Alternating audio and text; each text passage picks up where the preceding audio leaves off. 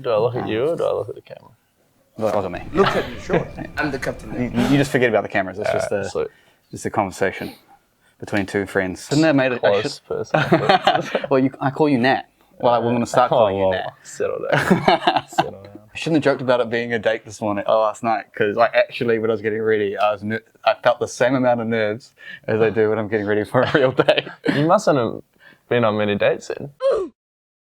Paddy here from Squared Up MMA, and welcome to this episode where I am squaring up with the one, the only, Nathaniel Law, or also known as The Law, the Marsupial. Question that's on everyone's mind: where does the nickname the Marsupial come from? The gunslinger, the Skux, Goose. Welterweight pro, 3-0, all by TKO, fighting out of Brisbane Fight Centre, but also way of City Kickboxing where we are right now. How are we going, bro? Welcome home. It's been a short trip.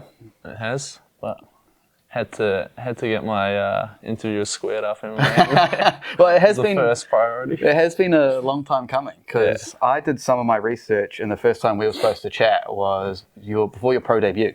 Yes. And I can't remember how much we lined that up, but I lined it up with Shuriken. Yeah. And then your fight fell through, and then it came back. Yes. Yeah. Yeah. I was gonna fight Paul McMahon, and then I think like the week before he hurt his ribs, and then I was just stressing for a couple of days, and then but they found a replacement, so still happened. Yeah. Luckily, but yeah. So because that was your pro debut, how kind of did you build up to it and you had a certain way you wanted it to go, and then when it fell through you're like, oh fuck. Fully, because that was obviously quite a big thing. I always no one aspires to be an amateur fighter, they want to be a professional fighter, so it was quite a big thing for me, and obviously I was in shape, ready to go, and then when I heard he was injured and knowing how close it was to the fight, I was a bit stressed that they wouldn't find a replacement. But luckily it still went ahead, and obviously won the fight as well. So that makes it good too. Mm-hmm. Yeah. And then to finish with the TKO first round as well. That's got to be pretty dream come true, picture perfect pro debut. Yeah, it was. It was cool. I don't want to get too cocky about it because the guy I was fighting took it on a week's notice. Yeah. So I'm not gonna say that was the most meaningful win of my career, but yeah, it was cool to fight on Fight Pass and stuff, and obviously get the win in the first round was cool too. But yeah, that was when I was just okay, cool, and then just move on. So does that mean now that you've got 2 more TKOs, you are being cocky? Han Solo said, "Don't be cocky." Yeah, I feel like I'm pretty in touch with reality. Probably more than some others. I feel like I have a good good grasp on reality. Because one of the things I had down was you started your fighting career on Shuriken. Yeah. So did it feel was there this kind of homecoming where you're I started here, now I get to go pro here? Yeah, it was cool. Coming back to New Zealand to do it, because obviously I'd been in Australia, and it was kind of cool to have the debut where I started, and finally win a fight on Shuriken because my first 2 were losses as well. So yeah, it was cool to sort of come back when where I started, I guess. Mm-hmm. Yeah. All right, so there's a game I like to play at the beginning to break the ice. Even though we're close friends, we don't need to do it, but we're going to do it anyway. So the game's called In the Pocket, and I just shoot fast fire questions at you, and you just got to answer them as quick as possible. And so you game? I'm down. Right. Who is your favourite fighter? Right now, Jack Della. Would you rather be knocked out or submitted? Submitted. What is your favourite dinosaur? Velociraptor. If you were a Teletubby, which Teletubby would you be?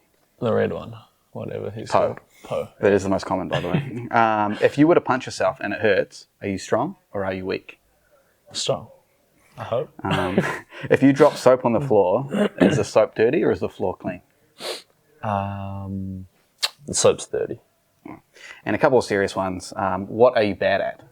What am I bad at? Fucking nothing. Growing a good head of hair. Oh, what's wrong with your head here? I'm going bald. Oh, I've got a bit of receding as well. That's why I got the hats. And what is something you're proud of that you never get to brag about? Fuck, I don't know. You can take your time on these. I can cut out the pauses anyway. What's something I'm proud of? I don't know. Without getting like too cringe, just like. Okay, let's get cringe. Yeah, okay, well, let's get cringe. I'm proud of like actually pursuing something that I really want to do, I guess, and not settling for less. Why is that cringe? That's a really good answer. I don't know. Cheers.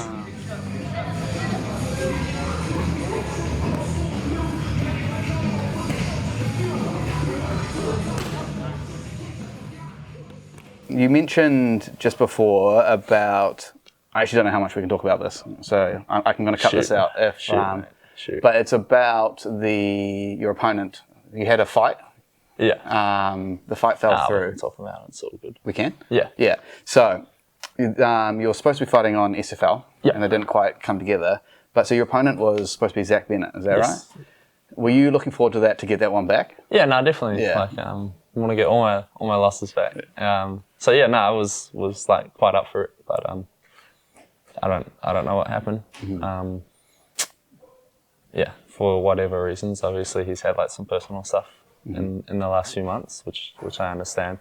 So maybe he wasn't in a position to fight in May or whatever the case was. But that's something they asked us about in January, and then we said yes, but just wait till I get through my beatdown fight before we announce it, and then after that we said we're good to go. But obviously something changed on his end, which was fine because I feel like I get to fight in like on Eternal, which is probably like better for me anyways. Yeah, I mean, SFL's real new. They're still working out the kinks. Yeah, Eternals is you're on the biggest Fight Pass promotion in Australia. Yeah. So yeah, it's worked out good.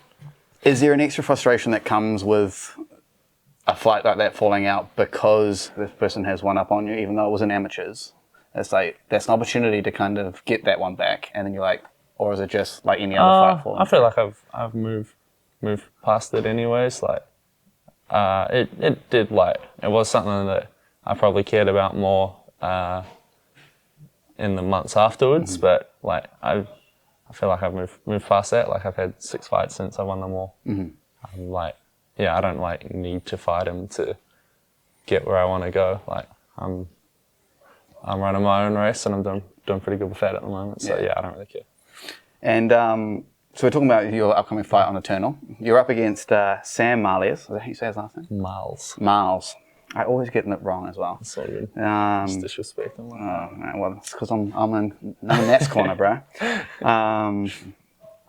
And I'm not like Joel, who's like, I just want everyone to have fun. I'm in your corner, right? I'd say hi to you if I was at fucking Brisbane Fight Centre. Come knock on your caravan.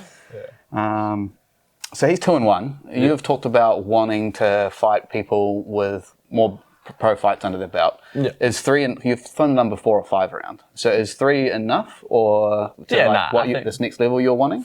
Before that, it was the most experience I'd had was like 1-0. So 3, he's got the same amount of fights as me, so that's cool. Like that's all good. And yeah, he's been around a while. Like had a pretty big like amateur career as well. So like he's like a well established fighter in Australia. So like. Yeah, I'm more than happy with it, and it's still a step forwards. And so he is. I'm on a chat with a bunch of the other Aussie media guys, and they were real excited for this fight. Yeah. I don't really follow Aussie MMA too closely. Yeah. So when these matchups get made, I'm like, I follow their lead on it. So yeah, I've heard he's a pretty good fighter, and they're really excited for this one.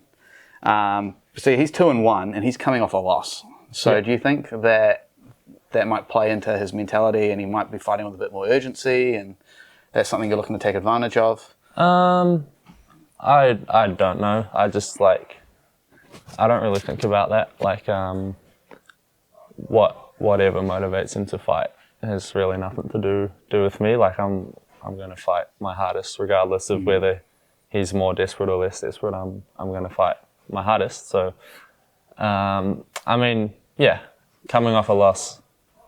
can be good and it can be bad, because like you can also put excess pressure on yourself, which doesn't help you perform. But at the same time, like that might have helped him sort of like evaluate where his holes are, and also helped him like grow on the back of it. So it could go either way, but I'm not. His mentality isn't my business. My mentality is my business. Yeah. And so actually, it's funny you should mention mentality. Where did I write this? So today's Saturday, and you've said that you like to go into your Saturday sparring and spider with the same mentality you go into on fight day. Yes. So one, does doing this before your sparring break that flow state? And what is that kind of mentality? Well, I actually thought about this last night when I asked if we could change it to Sunday, but then I was like, bro, I can't have everything perfect.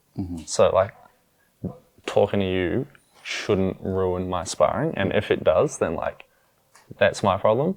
So like I think since whenever I talked about that like a year ago, like things have changed in the sense that I'm trying to like not have everything perfect and just kind of go with the flow a bit more. But obviously, yeah, still like go in and make sure I'm like focused and doing my best. But yeah, like I guess just putting less value on like the circumstance and just being able to perform regardless of whether I eat everything at the perfect time and wrap my hands the right way and all that sort of stuff. Like should be able to perform regardless. Yeah. So what is your breakfast routine then? So we talked about White Monster. Was that for, like, I still wasn't sure if it was. That's my go-to every morning. Yeah. Is like a Monster or some kind of at least half a litre of energy drink to get me going. Yeah. I just don't like hot drinks really. Yeah. So yeah, half a litre of caffeine and then we're good to go. But yeah, just a bagel and a protein shake outside of that. Do you remember the old 1 litre demons? No. Oh, fuck. Bring them back. Because I get through like 500 mils and I'm still wanting more. Because were you around when like energy drinks were at their peak? Is this like? I was when I was at high school, and I think there's like you were born 99. Yeah, I'm 99. Yeah, and I was born 93. So, right. Okay. This might have been a bit before my time. Yeah, I'm fucking not that old, right? Don't be using words like that. But so I was in high school 2007 to 2011. Yeah. And so we'd go to the dairy every morning, and there was like Demon, there was Monster, there was Mother, there were these red ones. I'm pretty sure there's one called Big Cock, and it had a rooster Big on Cock? it. Or Big Rooster or something. Anyway. Big Cock. That's what you were drinking. But I cried when they discontinued You were getting one of those every day. And then I'd get the energy drink. There was another one called Big Melons, where it was this lady with big boobs. Yeah. Nice. There were obviously V and Red Bull. Do you remember like Chronic for the like fake like weed or whatever? Yeah. Was that around that time? Because I know Kind that of, was big. Yeah. Yeah, I remember that. And then people like ODing on it. We used to call it the good old days. Back in Avondale.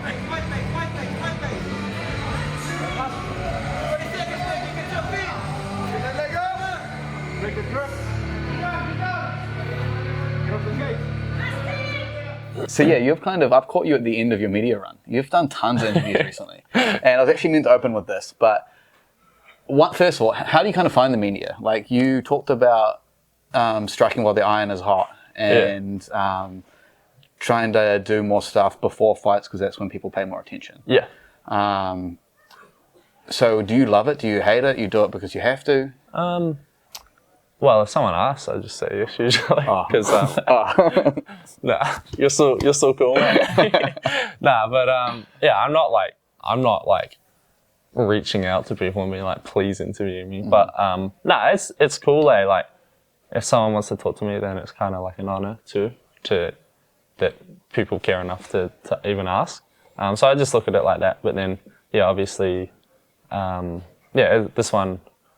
I don't know why, but I've probably done more of this in like the last 2 weeks than like my whole life before this. But nah, it's cool. It's like I said, like it's just consider it like an honor that people do want to actually take enough of an interest to sit here and talk to me. I've got 3 cards of notes, mate. That's how interested I am. Because when I was doing all my research and stuff, I was like, went through all my questions, and I was like, fuck, we ask all the same shit. Yeah. And I want to be original. I want to make it interesting for you. So what are you sick of hearing? And I'll just scratch it off my list. Sick of hearing. I think the generic like how's camp going is always one that I sort of just have to make an answer up for. That was my next one. I'll scratch that off. Yeah, that one. I'm like, I don't know. It's just going how it's going. And you can't give away too much, eh? 'Cause it's Yeah, still I'm not before going the to tell fight, you what I'm doing, but like, yeah, that's other than that, it's probably fair game. But that one, I sort of, just give a generic answer. Because the other ones I noticed that were a lot was like, what sport did you play before MMA? How did you get into MMA? I feel a lot for you. It's like, when did you move to Aussie? Yeah. So I'm going to try to avoid those, but I might add a twist. Bro, it's all good. Like, if someone is interested enough to ask, then I'll give you an answer. Yeah.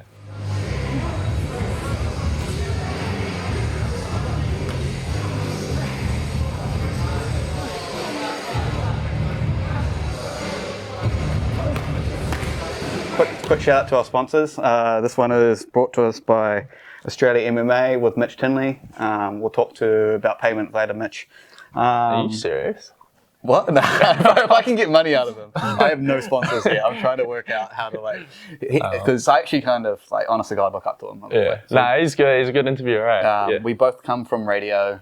I met him at UFC 284. Yeah. And this was the first one I ever went to before I even knew I wanted to do this. Yeah. And met him there, and he was still working for radio. His radio show at the time was called Triple MMA, right? Which I thought was an amazing name, because obviously Triple M. Yeah. And I was like, play on that, it's cool. And he got made redundant, and he had to rebuild his brand, and that's how he came up with Australian MMA. Oh, true. But he said to me at the last Sydney card, he's like, it's the weirdest compliment. He's like, I love your bumbling interview style. He's actually just shooting you down. Well, because I get what he means though, because like just then where I was like, or I'll just pop off camera, and it kind of keeps it real natural and more conversation based. That's it. Like I feel like he did his questions didn't feel planned. It was just a conversation, and then he's good at digging up dirt as well. And that's what I aspire to do as well. Because you're on with Joel, I posted last night. That was really good as well. Cheers. No, shout out to Joel. It's compliment to Joel. He brings out the best in you. Yeah. He's good. I'm surprised when you guys are talking about Spicy House. So he came over here for Hex 30, and I showed him around, and I tried to take him to about 3 different restaurants that were all closed. 2 of them were on Dominion Road. Ah, true. And when you said Dominion Road, I thought he might have brought it up, and we ended up going to Wendy's, I think, because that was all that was open. There's so many better places to go than Wendy's. But I tried to take him to Broke Boy Taco. It was closed. I tried to take him to a place called Tiger Burger on Dominion Road. That was closed, but full construction. Right. I'm going to have to take him to Spicy House next time. Yes. I reckon next time you come back, we'll go to Spicy House. You and me. Done. Deal. Yeah, Deal. I'll chuck it on a business card. Sweet. Sounds good. What was I saying? Yeah, so we're talking about Mitch. Shout out Mitch Tinley. Check out his stuff. Sponsor me, please, Mitch. So some more fighting stuff. So you spoke about this with Joel yesterday. Apparently I was only half watching. When you went to Aussie, you had this kind of, I need to switch up my fight style kind of conversation with yourself. Is that right? I don't think I I was saying, I feel like it was 2 things. One is just filling in the gaps a tiny bit more. I think the foundation was already there, but just filling in a few holes that once sort of they got plugged, then it just made everything work better. And then like I was saying, it's just being a bit more aggressive and just making sure that I'm taking the result into my own hands a bit more. And I didn't have this big epiphany, but it was just a matter of not being content to pot shot and stuff as much as trying to get people out of there was what I needed to do. And I mean, that's what major promotions look for in fighters anyway. So making sure that I'm just being aggressive enough to finish fights was really the difference. So that leads me to the question to be a point of difference is, do you think being an exciting fighter is more important than winning? essentially? Well, no, I would say like winning is of the highest value, but Yeah. then like how you win is also really important. Like they don't want someone who's gonna like win by like holding someone on the cage for 13 out of the 15 minutes. Like that doesn't like increase your value. I think getting finishes is like what you need to do. And if you look at the guys that they're pushing or getting on contenders, they're like people who finish fights. So like I think we're all aware of that. I don't know. What do you mean? When Torres Funny fought Cam that first time, well, he it's didn't set have for many him. finishes. It's set for him. Set for him. But The GOAT. yeah. Shout out. That's what me and Will always joke about. Yeah. We're like, Finay! Yeah, I mean, yeah. Well, there's exceptions to the rules, I guess, but yeah, I think we're all aware of like what you need to do to get on the show.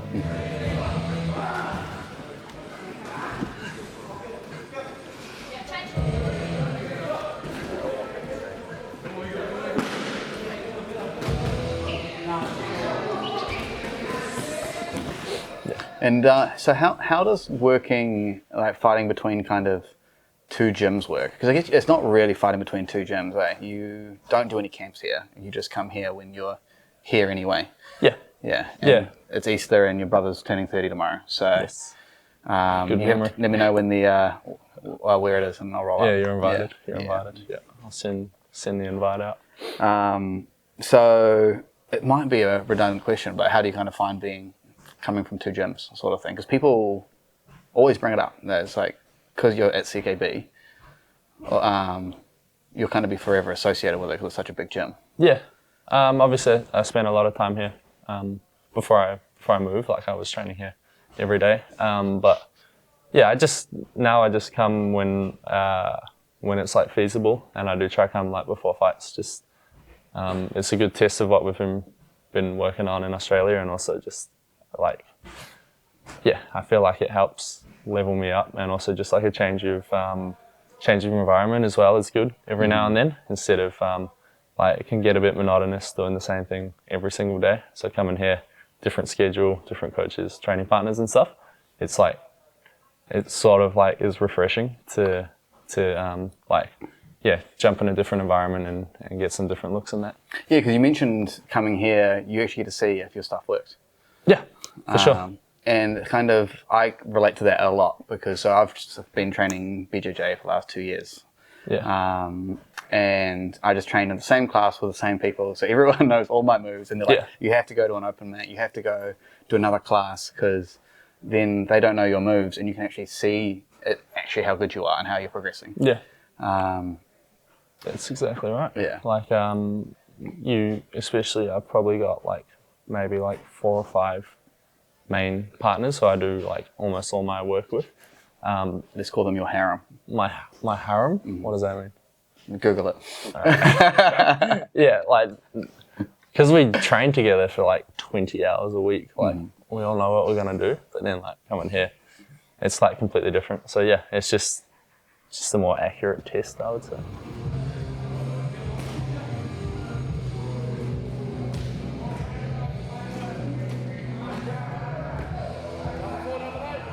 And so you've being from both these gyms, Brisbane Fight Centre and City Kickboxing, you brush shoulders with a lot of like very famous people within the MMA community. Obviously here, Dan, Izzy, and then I saw John Jones came to Fight Centre. You've met both the Jones brothers, John Jones and Craig Jones. Yes. So like, when you do meet these people, like, do you kind of fan out a little bit, or? Not really. Yeah. Like, I think when I first came here, like meeting Dan and Izzy and stuff was like that, but then you kind of just realise they're just like normal people. Mm-hmm. So yeah, seeing them as like, seeing like famous fighters is just like a normal thing, I guess. Like, so yeah, I mean, I think I found out over Craig Jones a bit, just because he comes from like a slightly different world. But nah, I mean, they're just drugs and normal. alcohol, you mean? Yeah. Yeah, that's it. Comes from the party world. But nah, like they're just normal people, bro. Mm-hmm. So. Because I try it when I'm around Izzy. We've met multiple times, but I try to play it real cool. Yeah. Let me pick that up. But you know, because I'm trying to build relationships in this industry, like I'm like, I'll meet him eventually properly. So I was just like, don't ask for photos, don't like, just try to play it real cool and let that kind of build naturally. Yeah. So is that? Nah, for sure. I think that's just let it be organic and like genuine. Because like people like him always have people like trying to take off him, but I think if you just let that relationship grow naturally, that's probably the best way to do it.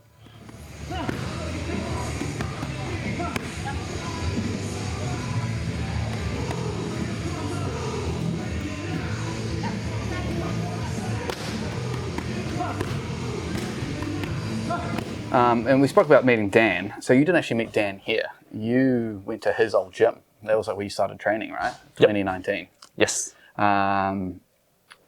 So that's kind of in Ellerslie. So you, one, was it great being next door to Physiologic? So, so you can just go there for injuries straight away. But kind of so, how was that? Like, how big was the gym? Because you don't really hear about people talking about Combat Academy. Right? Yeah. There's a few of you that came from there. Yeah, me and Aaron and Trent, who's still here, Capri was there as well. Yasin as well. Yasin, yep. So we had a few good fighters, but no, it was a big gym, like a good facility. But the cage from CKB's from there, right? Still there, still got there, the same canvas on it too. Yeah, but I think the gym wasn't around for that long, like 2019 to 2022. Which is probably why like just didn't take off in the way that it probably could have if it had been run better and kept better and stuff like that. But yeah, I mean, it was a good place to start because obviously I learned a lot of good stuff from Dan, but also like Mike Timms.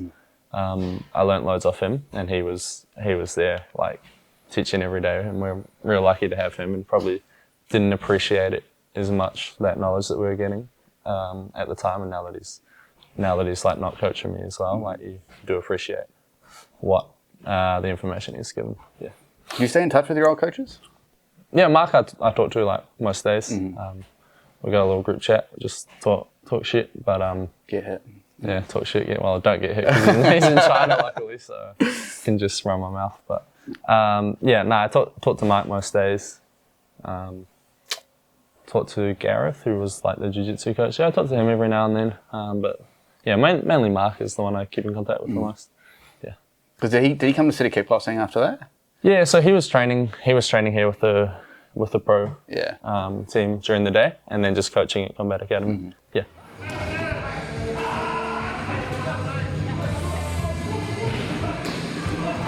So when I did my research for our first interview that didn't happen, I went back over our notes for this one, and I was like, what have I written? Like, I don't know what I'm talking about with any of this stuff. So I went back and did it all again, and then there's still a bunch of stuff that I don't know why I put it there. Yeah. So I've just got it as question marks. So we're going to roll off them, and when I say these words, you're just going to be like, oh yeah, and if you can talk about it, you can talk about it. Right.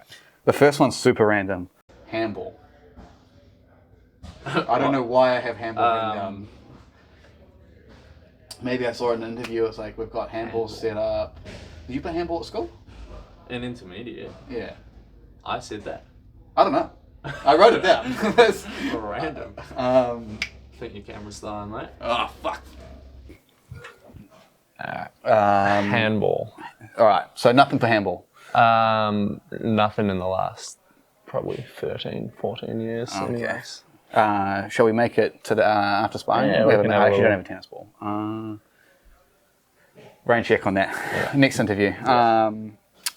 King in the Ring. So you fought on the undercard King of the Ring, right? Yeah, it was just like one of those fights they have in between, those filler fights. That was cool. Like to get that exposure, I guess, and like it's a bit more pressure fighting on like TV and in front of like a big crowd of people and stuff. So that was a real good experience, and that was up until that point. Like the fight before that, it was sort of during COVID times. I had fought in like a town hall in like New Plymouth or Palmerston North or something, in front of like literally like 30 people, and then fighting on King in the Ring like 3 weeks later was like a big change of scenery. But no, it was awesome. It was a great experience. How is it to think now that that was your first time being televised fighting, and now every single fight you do is televised in some extent. Yeah, no, it's cool. Like it's changed a lot. Like with like since I started fighting, like even still, it wasn't. Not every fight was filmed. Like it would just be my mate filming on his phone and like going on Facebook Live or something. But now, yeah, like every fight's on like CSN or Fight Pass or whatever. Like it's just normal, Like I feel like it's evolved so fast, and like I sound like an old guy saying it. Like, but when I started in 2019, like that wasn't like the norm. But now, there's a lot more exposure on it. Well, it wasn't. So, like King of the Ring was kind of it. Like Shuriken wasn't really televised. Yeah, literally. CSN wasn't around yet. Tony from Combat TV kind of was the only one filming it. Yeah, I think he filmed one of my first fights, but you had to like get his details and like buy it off him and stuff, and then he would send you like a hidden YouTube link and stuff. Yeah, it was a bit old school. But he's releasing all that stuff now. Yeah, I seen he had like the ones that like Huge and Doug and Brad and that back in the day. So it's pretty cool. And the last one I got on here is your dog, which I do know more about now because you spoke about it with Joe. 6-year-old German Shepherd. Yes, that you got with your ex-girlfriend. Yes. So yeah, kind of you're trying to bring your dog over. Kind of why? So I guess you live in the caravan at the gym, which is the ultimate kind of roadblock at the moment. So my first piece of advice is don't look for flatmates on Marketplace. Yeah. That's like looking for flatmates on Craigslist. I found one. Oh, found sweet. one. So I had a guy on Marketplace. Yeah. But he sort of like, was an older fella, he sort of like ghosted me a bit, which then ended up being good. So my mate, Xavier, who I know from over there, is also looking for a place. So we're trying to find one together. So fortunately I haven't had to find a random on Marketplace. Place is Australia, but easier to find flats that allow pets? That can be a nightmare here. Yeah, it makes it harder for sure. Yeah. And I still haven't found one. So we'll see. Because you don't have to pay rent, you're like, I'll just take my time. I've been here a while. So my ex-girlfriend's leaving on the 13th of May, so I kind of like got to get her over like soon. Yeah, otherwise I would probably like fight around a bit more. But could your brother or your parents not look after your dog while? Well, my parents, they don't have a fenced backyard and they got a cat, which. German Shepherds and cats. Yeah, they don't see eye to eye. But my brother could, but I don't want to ask him, so I might have to.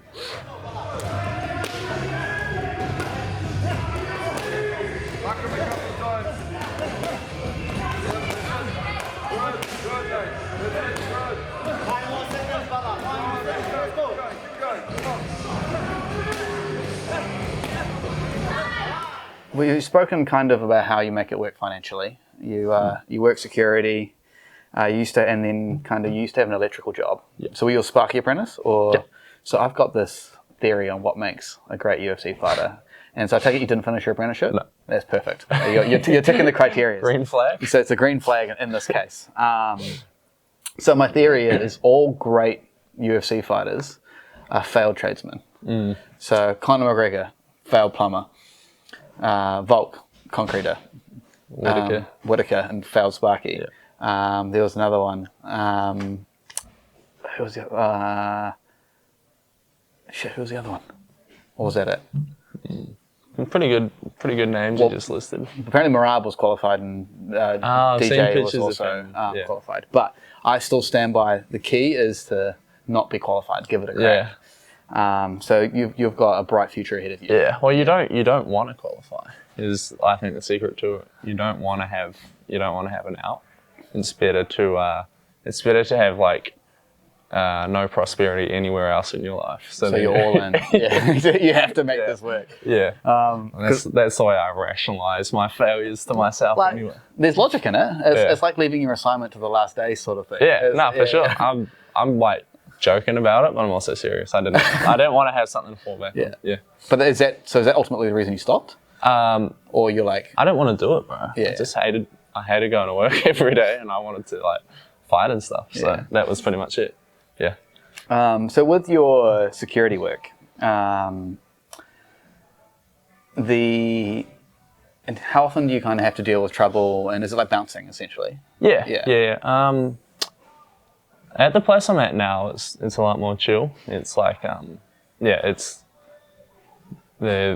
closes at 12, and then like the crowd's a lot more lax. It's more like a bar than like a club. The place I was at before was alright, but yeah, there was like fights in that fairly often. But yeah. Because what's it like out the line? Because I'm just picturing these girls coming in. You're a good-looking guy. You're tall, and then they'll be like, "Oh," and they're already half pissed because they're preloading. So how do you just have to kind of be get sick of people trying it on? And does it happen often? I wouldn't say it's like that common to the point I'm sick of it. Mr. Humble. Yeah, I wouldn't say I'm sick of it, but that's not what I hear. But I probably I don't know. I think girls who are out every week. Do you actually see stuff Yeah, it's crazy, bro. I think I've probably not had the best experiences with girls I've met working security. I think if you're out on the piss every week or every other week, then it's not where you meet quality women. Yeah. So I'm coming to learn that, and but yeah. What do your DMs look like? In terms of what? Do you have random girls hitting you up and stuff? I think when random girls do that, they're usually not high value. But no shade on anyone, yeah. but I think the girls that you want are probably not going to be randomly DMing you. So, is you a generic sense? Or are you talking to me right now? I don't. It doesn't happen generically. I don't get. Random. I don't think the girls everyone wants are they're probably not the ones who are hitting you up. You gotta be the pursuer. Yeah. They're clout chasers and stuff like that, eh? Oh, just probably not getting a ton of attention. And so also with the security, you know how I talked about a bit of role play? Yeah. So if we've got time, I want to I want to do a skit where you're the bouncer and I'm trying to get into the club and I come up with my ID and we just run through how your normal night. And then I'll rate it on what it's like compared to the New Zealand experience. It'd be awesome if Paulie was here. What's your New Zealand experience? I can't wait till I meet Paulie. Paulie's a scary man. Yeah, but I'm just going to be like, bro, you rejected me from St. Alice. He didn't. He had already Sounds left. about right. No, it's just kind of how many... Why not? Because I can't tell you because I want to see... But I'm paranoid. I used to go out in Christchurch, and Christchurch has a strict dress code. You have to wear dress shoes and collared shirt. Right. And if you're caught preloading at all, pretty much, the slightest bit, bounced. Really? And I've been bounced more than once. So now I don't even preload, even when I'm in Auckland. Damn. And I still overdress. Right. Damn. Okay. It's not much of a dress standard in Brisbane. Pretty much just wear shoes. The only time I've seen someone denied is it was my mate Siobhan trying to get in and Did you deny it? I didn't. No, I wasn't on the door. I was inside. But yeah, he tried to get in jandals and running shorts, and then he had to go across the road and buy some shoes, and then I let him in. So this leads me to this big surprise that I've You've got me a phone? Mate, we've high budget here. Thanks, Mr. Lee. So I am privy to a place you used to work. Hello Fresh. Yeah. You used to work at Hello Fresh? Yeah. Bro, let's go through all your jobs after this. But so I actually have a video message here for you from someone. What the fuck? New World? Did you work at New World? I did work at New World. No. I've never worked in a supermarket. My high school job was the zoo, bro. Was it? Yeah, I worked in the zoo for 5 years. That's sick. Were you feeding tigers and stuff? I got to do it for fun. On my last day, I got to ride the elephant. Oh, sick. I got to feed the tigers. I got to pet the cheetahs. Yeah. Because you walk the cheetahs as well. It's weird. They walk them like they're dogs. Red pandas, spider monkeys. I kind of had to go at everything. But my old man still works there. So I've been involved with the zoo for 30 years. Oh, yeah. But so here's the video. It's not meant to start yet. All right. I've actually got two for you. Oh my God, why am I so bad with phones? All right. Are you ready? The power station misses you. Super proud of you though for fighting your dreams following your dreams and doing so well. But surely guest appearance at the gas station. Night of barbecue, maybe. We'll see. And then she also sent us one.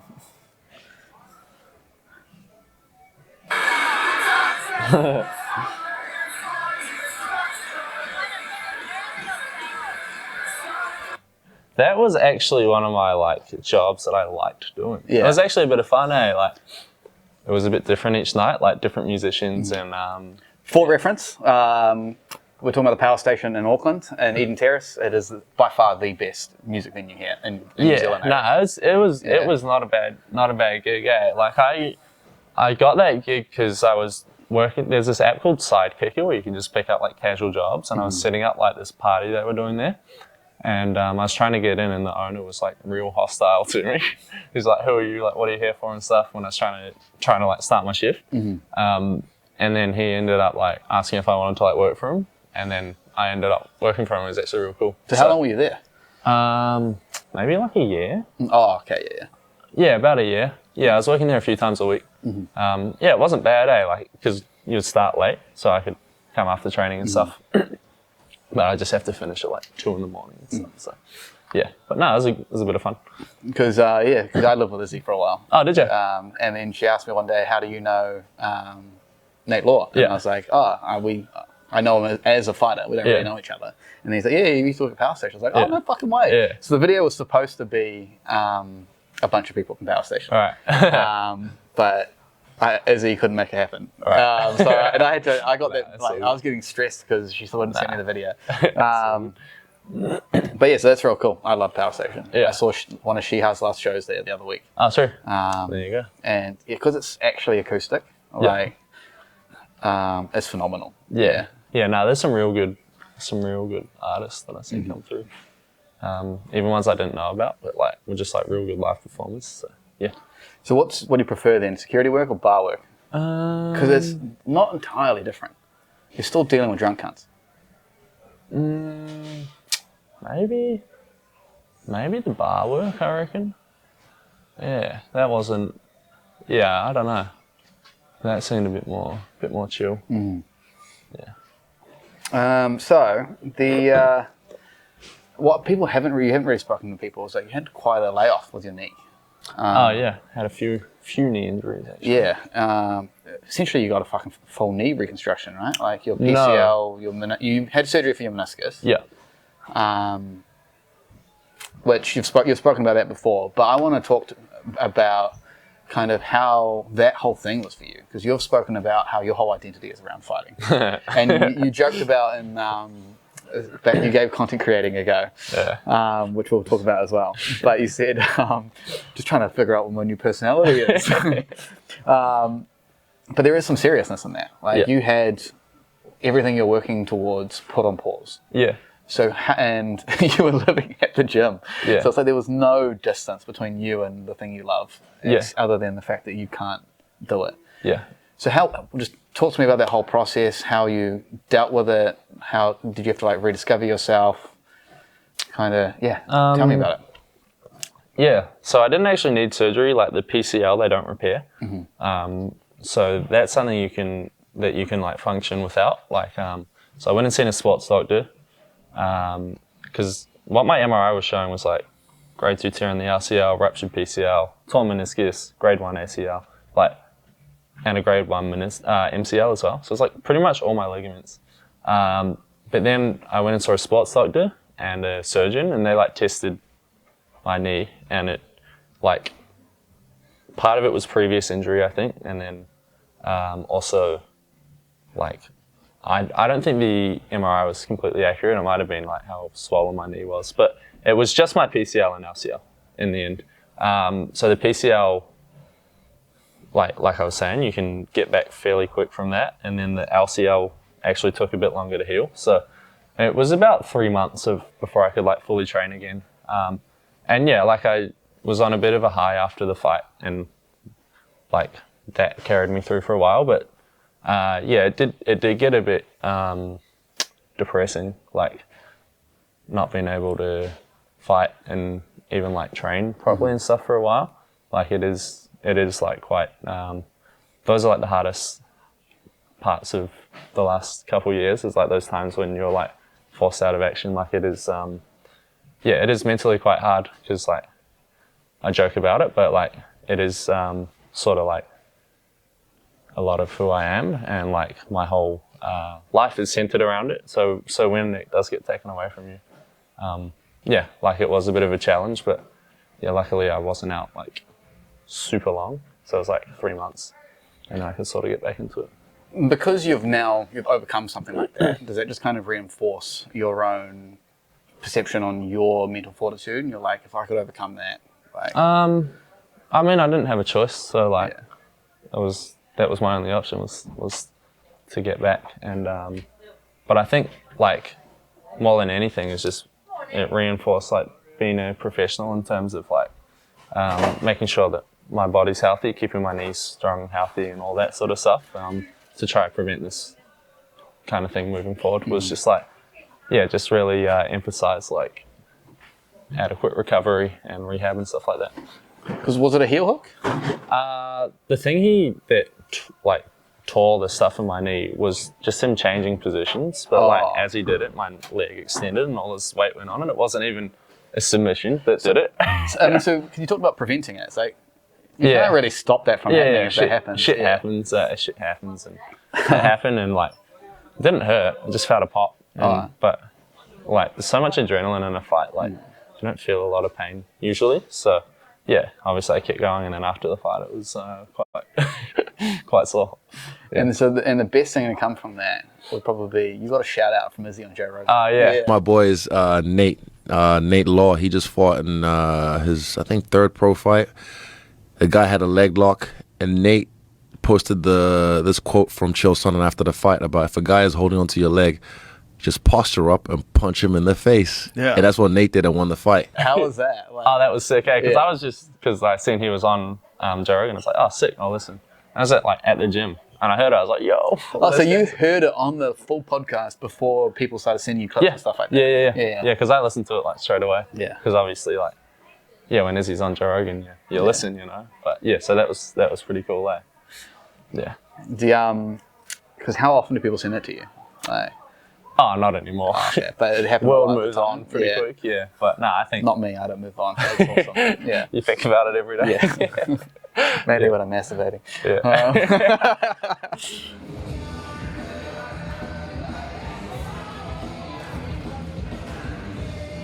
This is a real janky transition, but I've got here, you've actually spoken, part of the reason you left to go to Aussie for like more competition and stuff like that. This is me putting words in your mouth, but I believe you feel the same way I kind of do about City Kickboxing in New Zealand, and City Kickboxing's success has kind of caused a bottleneck in New Zealand MMA. Because you talked about not having all the bodies come here. Yeah. Everyone, because you got the best chance at City Kickboxing. They've got the UFC connections. They've all the big pros are here. But yeah, then it kind of means hardly anyone here fights each other. Yeah. I think you just said if Nav and Carlos kind of end up fighting each other for the titles, like they just have to fucking fight. But unless stuff like that happens, it's kind of is it a rule, or it's just like you don't really fight your teammates? I don't think that would happen. There's no need for it on the regional scene. It's like the division that would cause is not worth like the result of winning a fight on the regional scene. Like maybe for a world title it's a bit different, but it's definitely not happening on the regional scene. But yeah, it is like I feel like everyone gets to a certain point, or not everyone, but most people get to a certain point of skill in New Zealand, and then if they want to take it any further, they end up here. But yeah, hopefully with like, obviously Shuriken being on Fight Pass and Stealth and stuff, the sport can grow. Supremacy's come back. And Supremacy, so hopefully the sport can grow in definitely other parts of the country, but then also in like Auckland, and people will rep like the gym that they were brought up in, and just in general, if the like knowledge of the coaches can improve, then that should help as well. Because is that all you think kind of the New Zealand MMA landscape needs? It just needs more fights so people can get more exposure from other gyms? Yeah, more fights, better coaching, all that sort of stuff. is like, I think we got a lot of talent, as you can see by like this gym and the fighters we produce. But yeah, like yeah, if like the coaching of MMA can get better, and hopefully that happens in the coming years as like this generation or the last generation sort of stops fighting, that should definitely help, because I think still in New Zealand a lot of gyms are like MMA gyms are just doing like jiu-jitsu or just doing kickboxing and stuff. So yeah, that would probably be it as well. Because now City Kickboxing is the MMA class, and that seems to be really blowing up. Yes. That's like, that was, have you seen one of them yet? Like, no, I packed, haven't. right? I've heard Yeah. they're packed, yeah.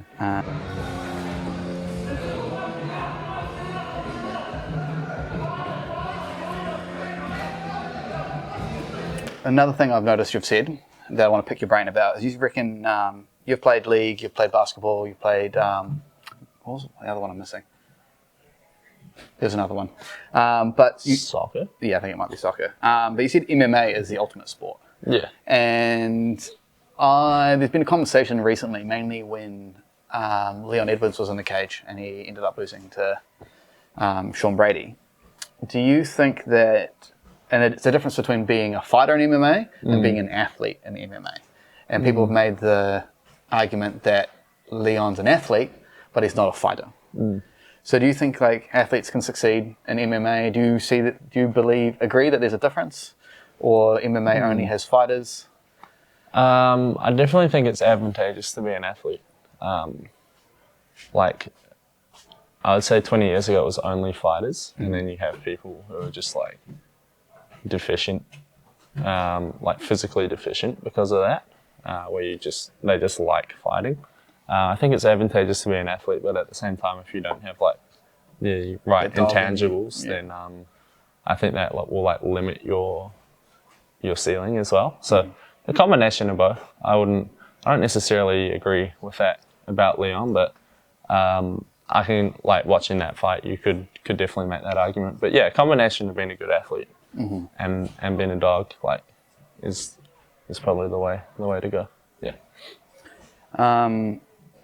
Yeah, because I guess we kind of do like, you see some people just get through with the grit, and they just kind of bite down on their mouthpiece and then they just throw, and like Nate Diaz. Yeah. I'd say he's a fighter, but I wouldn't say he's an athlete. Even though his gas tank is fucking crazy. Yeah. Not a lot of fast switch fibers. No, but I mean, look, Marab though, he's got like he doesn't have fast switch fibers, but that's why he's got that fucking gas tank. Yeah. That's why they call him the machine.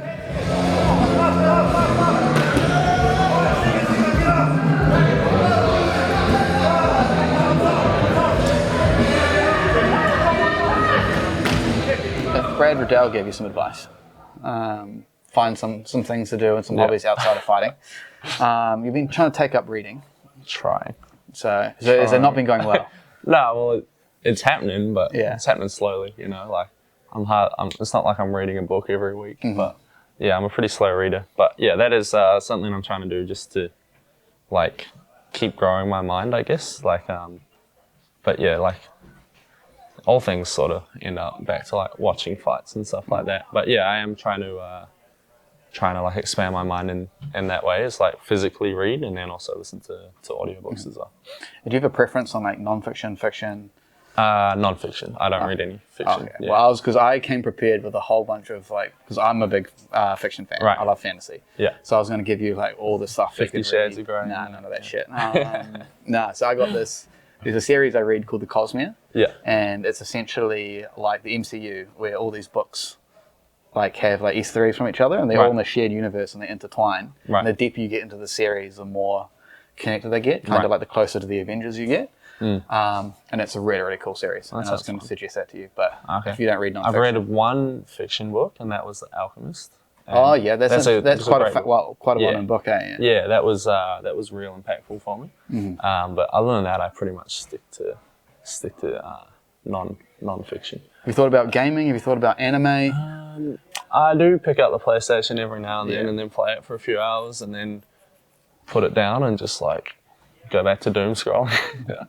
So I reckon you're a bit of a meme lord. What does that mean? You don't know what a meme lord is? Well, So meme lord is just someone who just like scrolls, looks at memes, has a high knowledge yeah. on memes. There's some good ones out there. So what's your go-to meme, your favorite of all time, for starters, and then we'll talk about current meme trends, because there's a crazy one going on at the moment. Favorite memes of all time, the JBL Fetty Wap ones. There was a time Please walk out to that. me and my mate Max were coming back from Thailand, and both of our algorithms, like, we literally go like 20 deep, and they would all be JBL Fetty Wap ones, and we would just keep sending them to each other, and every one of them would be funny. Did you see the Trump one where he actually played it on the speaker? No. Well, actually, I'm pretty sure he played it on the speaker, because I feel like he mentioned it. That was amazing. It was on a golf cart. Yeah. Any others? Yeah, but I'll they're keep not. those to myself. Have you seen the Italian brain rot ones? So they're like the ones that are in at the moment. Like, they've gone full deep AI. Like, they've got Dana White talking about it, and it looks so real. Yeah. If you ask me who would win, Bombardiro Crocodilo in his prime versus John Jones oiled up with baby oil, I would still put my money on Bombardiro. Normally, Jones' striking would overpower a reptile like Crocodilo, and the baby oil would make him impossible to grip. But you have to take into account that Bombardiro drops firebombs, which would light Jones's baby oil on fire. It's free money if you think about it. And it's words that rhyme in Italian, and then they've done AI art to like fuse them together. So there's like Bombardillo Crocodilo, and it says bomber plane with a crocodile head. There's Cappuccino Assassino. So, you have to send them to me. Yeah, I have to send them to you. But man, my favorite ones. There's one of Sonny Bill Williams when he got injured, and it's him over in the UK, and they got his name wrong, and it was Billy Son Williams, and someone drew a moustache on him and said, "When you're injured, but you need to get it back into All Blacks." The Vince McMahon ones are pretty good as well. Where he's crying. I love those ones when they pop up. What about the ones where he turns around? And it's like, for example, there's like Israel Adesanya when Palestine Adesanya walks in. I have not seen that. They just reverse part of the name. I'll have to send you those as well. Man, I'm going to have to go through my meme folder and just share Send it them with through, you. mate. Yeah. Get them in my algorithm.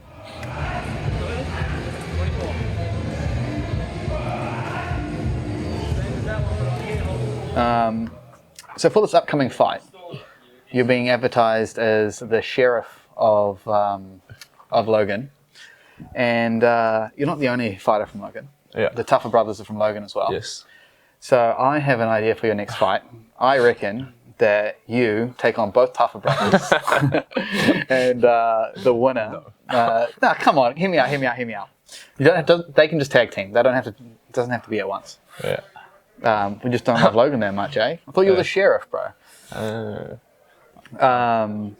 don't love it enough to fight the Tafas brothers. All right. Well, I'll talk to them, see if they're keen. Our word, Yeah. Are they still here? I'm not sure. I haven't seen them in a couple of days. Right. Yeah. So maybe they've left.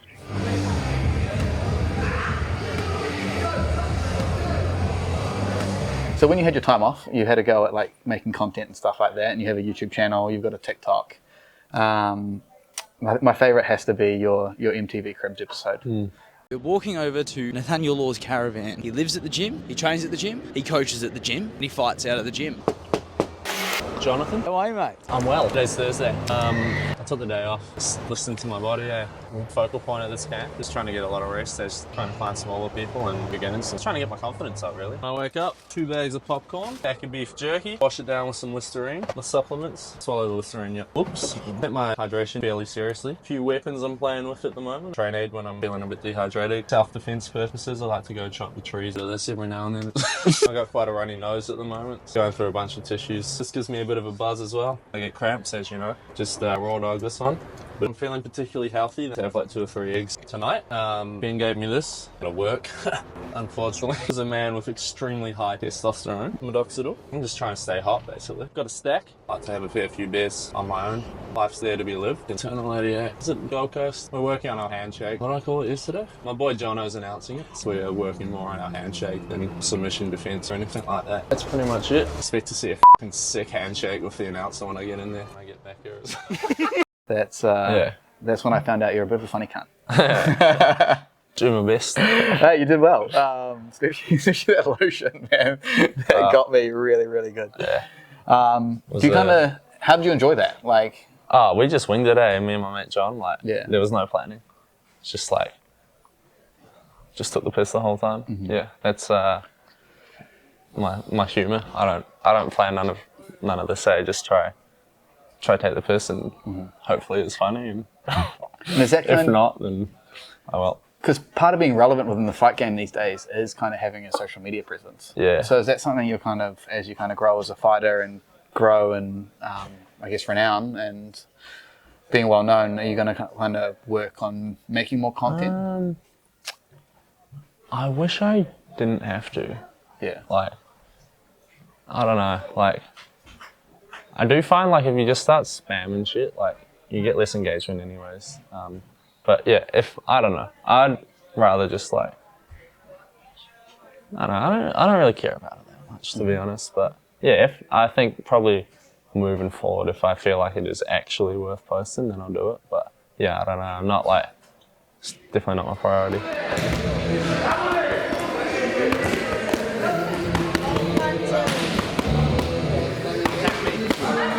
I think to me, probably the thing I am the most jealous of your lifestyle is you've got to do a lot of travel for your fighting. Like you went to Fight Island for the UFC. Yeah. You've been to Thailand. So like kind of, where have you been? What have you done? Yeah. So I went to the UAE. Went to New York / Jersey for Izzy when he fought for Madison Square Garden. Yeah, went to Thailand earlier this year. So yeah, I've been to some cool places, and that's the cool thing about martial arts. It's like, it's allowed me to see some places that I probably wouldn't have gone to otherwise. So yeah, that is like one of the cool little things on like little side missions, I guess, is being able to travel and see all these cool parts of the world. Which one would be your favorite? New York was really cool because like it's so much in our like culture, and like you see it on movies and TV shows. So being in there felt like a bit of a movie in that sense. But UAE was loads of fun. Like Dubai was like fucking sick. Because that was Fight Island, right? So that was in Abu Dhabi, which is like an hour south or north or whatever of Dubai. Yeah. So that whole experience was like mad. Like met Dana White, met Khabib and stuff, and like it's just like breakfast buffets of like anything you want. And yeah, that was like probably like the funnest few weeks of my life.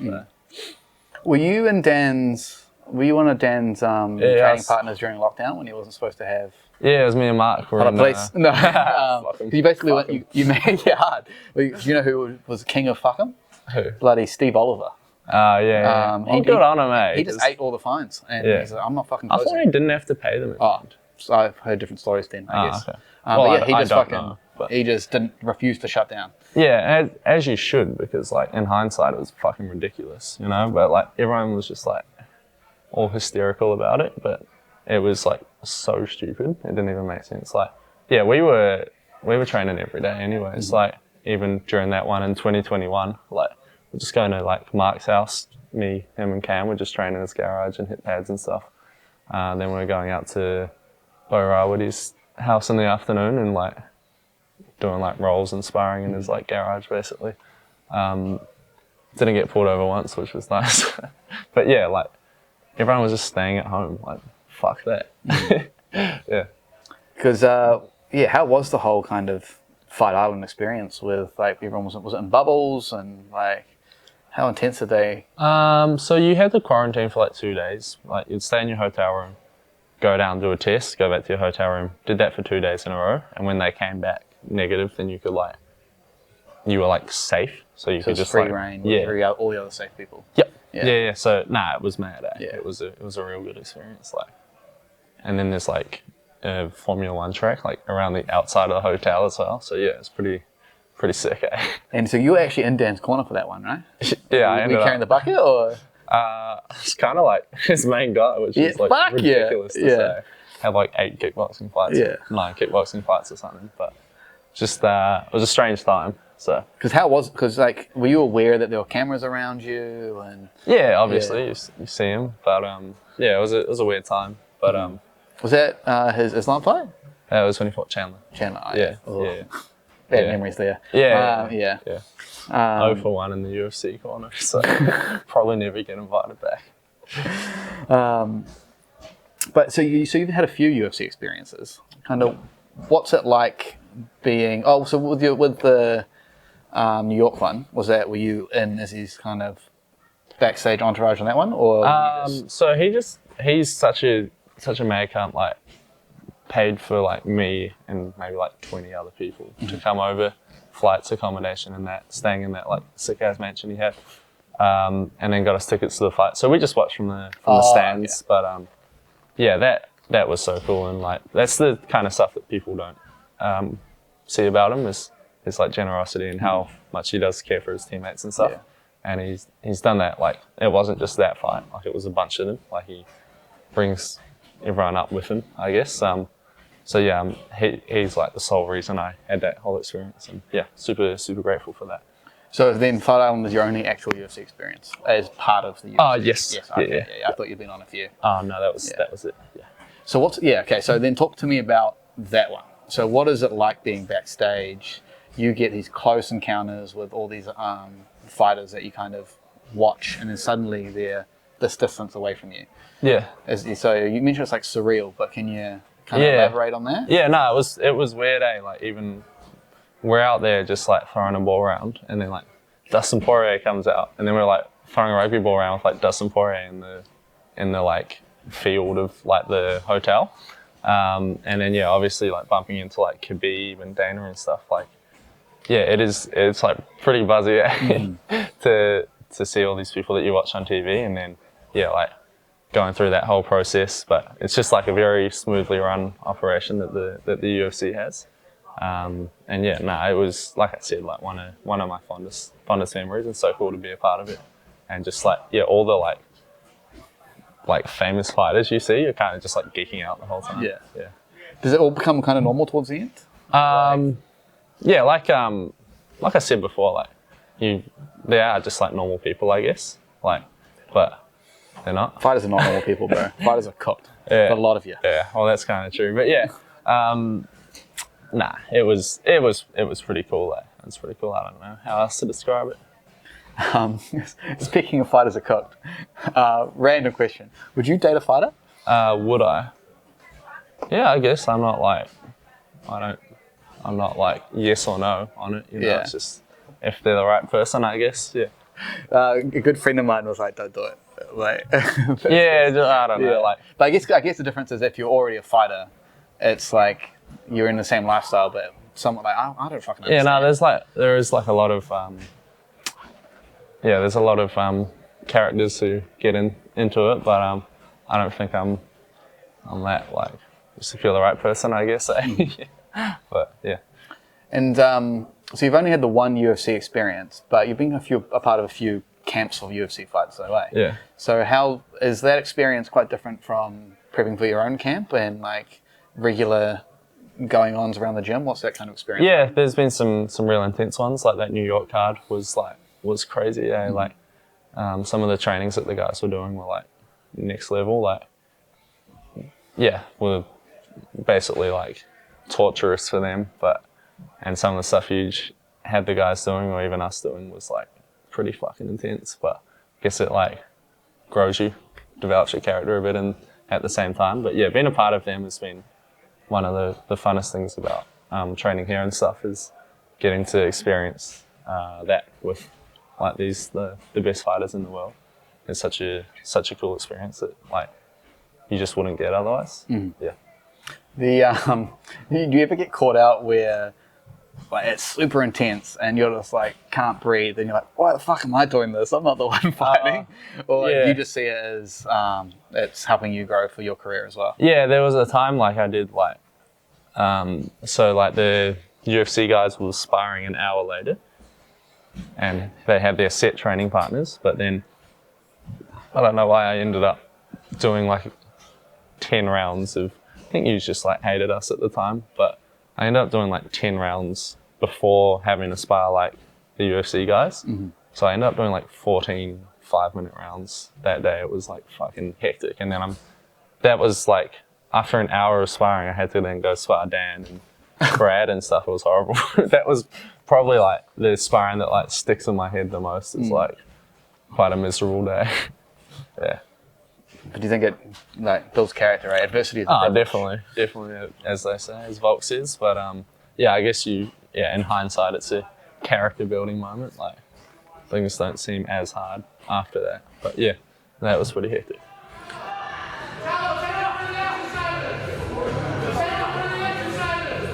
You've talked about trying to, especially before a fight, trying to be more present in the moment and not trying to like let the fight kind of overtake you, overtake your mind and stuff, and have conversations with what you're who you're there with. You've also started box breathing recently. I wouldn't say that's like. Well, no. So where I'm going with this is like kind of because meditation's kind of like it's about being present, right? Yeah. And then box breathing in itself, I reckon, is a meditation. Yeah. So do you think other than it helping you sleep, because I actually might start doing this because I've been sleeping like shit. Do you think doing that sort of stuff has helped you with other stuff like just being present in the moment? I'm probably not going to answer this the way that you want. Well, the question was a fucking jamble anyway. So. No, but I mean, that's just something I do to try help me sleep better. Yeah. And that's it. And on the back of that, if I sleep better, I'm more recovered and can train better the next day. I haven't gone like too deep into the meditation realm, to be honest. But yeah, I don't know, my like rituals of that stuff is just like sauna, ice bath. And then like when I want to like really sleep better, I just try to do a bit of breathing before I go to bed. But yeah, I'm not too zen or anything like that. But maybe one day. Yeah. Let's go.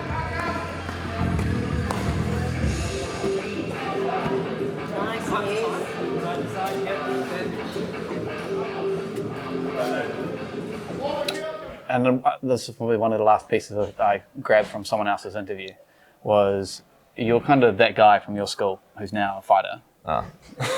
Huh? I don't know about that. Oh, because like Justin Tafas is that guy to me. Yeah. Yeah. But so, do you people hit you up like saying because that you went to school with that you haven't heard from ages? Like, oh yeah, every now and then. Especially like, can you help me out with Izzy sort of stuff? No, I haven't got that, luckily. Because that would be a hard no. Yeah, because it happens. I've got a friend that he does the art. Yeah. I don't know if you've seen those art pieces that Izzy gets given. He does those, and people hit him up to like try to get a hook up and stuff. Right. Okay. Yeah. But nah, I mean, just like a bit of support, like, which is cool because not a lot of people end up like cage fighting and stuff out of school. Like most people end up playing like a normal sport or like doing a normal job and stuff. So yeah, it is cool to like I guess keep those connections from school in that way. And yeah, I don't think we had a couple other people get into like Muay Thai and boxing and stuff. But what is it with Muay Thai and kickboxing being so massive in New Zealand? Like the grassroots level is enormous. Like there's a fight night every 3 weeks. Yeah. And MMA it's every 2 months. Yeah. There's a lot more Muay Thai shows happening there.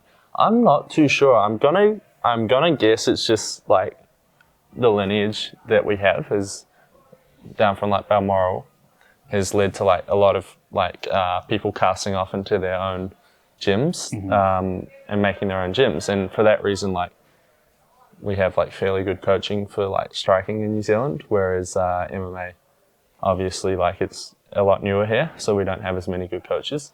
That would be my guess. Like most gyms have come from Balmoral, or like they would be like one generation off Balmoral. So that's probably why we have so many like Muay Thai gyms and Muay Thai shows. Whereas MMA, like it's a bit newer and there's like less good coaches. Yeah. I mean, because like Huge has made it work where he was a kickboxer and he's obviously adapted to MMA now. Yeah. I guess he's a bit of a pioneer in that sense. Yeah.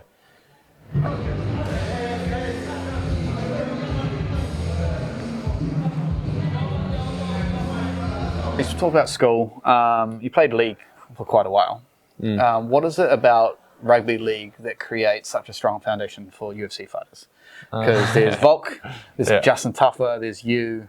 Yeah. Is it just the physicality of it? Physicality, Yeah. competitiveness, Yeah. and like all that stuff. Like definitely say my body was more sore when I was a league player, like having to do it every week, just getting smashed by like big islanders, and I'm sort of like a skinnier white guy. Like was maybe good prep for like the physicality of MMA, and probably just like naturally helps you with like the wrestling and stuff, because even though it's technically way different. Because who do you support, by the way? What league team? Warriors. Warriors. Come on, mate. Afterwards. I lost $1,000 to Tai Tuivasa. I beat him at media day. Panthers were playing the Warriors, and it was on the Up the Wires tier 2 years ago. And I didn't know the Panthers were the reigning champions. Yeah. I was just on the bandwagon chatting shit to him and Tyson Pedro, and then he's like, $1,000. Yeah. And then I was like, this could be a good promo. Yeah, go on then. Yeah. And then Sean Johnson pulled out, and then I lost $1,000 to Ty. Right. Yeah. You didn't think about doing your research before betting $1,000? No. It was a good promo. I thought it was definitely didn't blow up as much. Squared up MMA is doing that well. You just have like $1,000. $1,000. I had the money at the time. Yeah. I've got a house in Christchurch. And Right. so I used my rental income from that to fund a lot of stuff. Mate, it's a good life. Squared up MMA has an infinite budget, is what I'm hearing. It's all because of this Australian MMA. His 6-figure donations. Yeah. Six-finger donations. 6-finger donations. That's why I don't see him very often. I don't need to recover. Yeah. Nice. Nice. Just go over there every few months.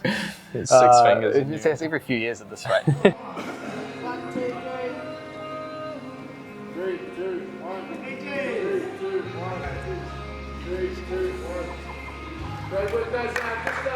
We'll end it with, you've got your fight coming up, 3rd of May. Where can people watch you? Where can people come and support you on your socials? Let us know down the camera. You can come watch at Logan Entertainment Centre if you're in sort of the southeast Queensland area at Channel 95 on May 3rd. It's also on UFC Fight Pass if you can't be there in person. You can find me on Instagram at Nathaniel __Law or TikTok, which I don't really use, at Nate Law MMA. And thanks for taking the time to chat with me, bro. I'm glad we finally made the time. Appreciate it. Thank you. If you like these interviews, please like and subscribe. Follow us on Instagram, and hopefully soon they'll be available as podcasts on all the podcast platforms. That's something we're working on. Catch you on the next one. Fuck it. Thanks. Thank you. How long do we go? Fucking ass is sore, bro.